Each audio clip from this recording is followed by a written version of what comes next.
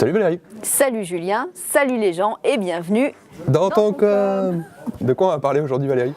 D'une vierge qui a été enlevée, d'une star de passage à moto dans la Creuse, mais on va commencer avec un sujet qui fait polémique. L'avenue Charras doit-elle devenir piétonne?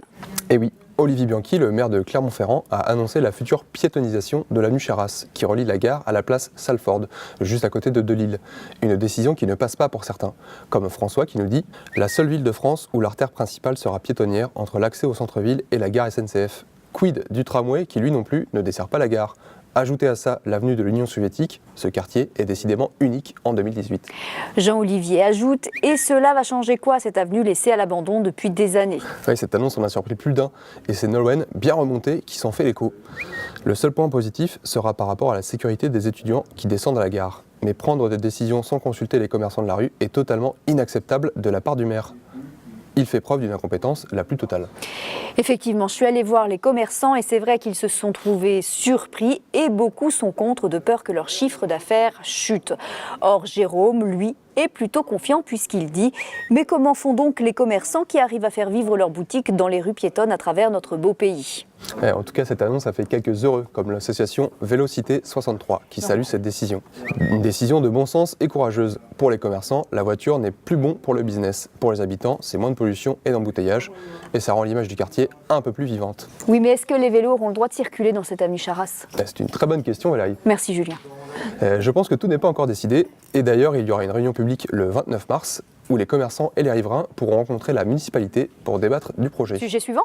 Super, allons-y. On part à Royères en Creuse, où David Douillet participera à l'enduro de Vassivière parmi 200 pilotes. Ouais, et tout à fait, et c'est une nouvelle qui a bien fait sourire nos internautes, comme Eric. Il fait la quête à la fin, planquez vos porte-monnaies.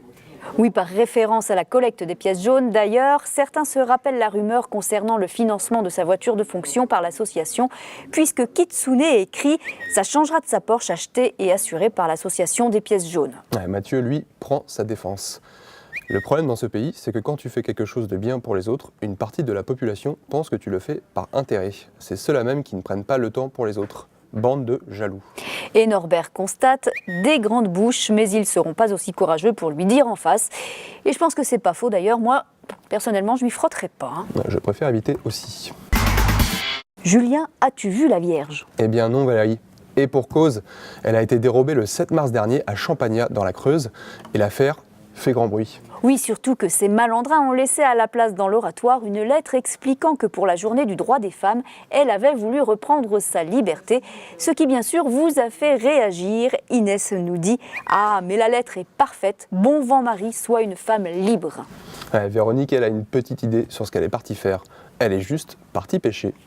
Cette histoire rappelle une petite chanson à notre ami Dominique. « Oh Marie, si tu savais tout le mal ». Que l'on m'a fait. Merci. Christine, elle, y voit plutôt une référence cinématographique. Ça me rappelle le film Le fabuleux destin d'Amélie Poulain et le nain de jardin qui part en voyage. Mais Kenada remet tout le monde à sa place en disant « Oui, enfin, ce n'est pas non plus à se tordre de rire, puis cela reste du vandalisme. » Alors rassurez-vous, dans sa lettre, Marie précise qu'elle reviendra. En l'attendant, portez-vous bien et n'oubliez pas de nous laisser vos commentaires. Salut! Salut!